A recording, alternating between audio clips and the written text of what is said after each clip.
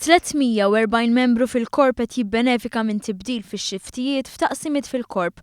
Ħabbar dan il-Ministru għall-Intern u s-Sigurtà Nazzjonali Carmelo Abela fil-ftuħ ta' esebizzjoni dwar l-istorja tal-Korp tal-Pulizija f'Malta.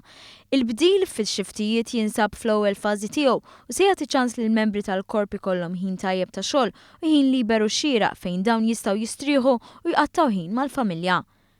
Il-fatt li emendajna u se nkomplu nemendaw anke xi ftit oħrajn biex il-membri tal-Korp tal-Pulizija jkunu jagħtu jistgħu servizz aħjar, però fl-istess ħin ikollhom kondizzjonijiet imtejba dik se tkun waħda mill-miri tagħna anke żmien li ġej. Dawn il-bidliet saru fuq talba tal-membri tal-korp stess u kif qal il-Ministru iktar membri se jgawdu minn ħinijiet iktar flessibbli ta' xogħol. Din l-aħbar twasslet propju fil-ġimgħa li fiha l-korp qed ifakkar il-200 sena u sentejn mit-twaqqif tagħha permezz ta' attivitajiet varji madwar Malta u Għawdex, inkluż ftit pass il-bogħod minn fejn tħabbar dan il-proġett fi Pjazza Helsin. Il-Ministru Abela saħaq li fid-dawl ta' dawn iċ-ċelebrazzjonijiet tajjeb li l-pubbliku jkun marraf u japprezza l-istorja u x-xogħol tal-Korp tal-Pulizija biex it-tnejn ikunu iktar viċin ta' xulxin.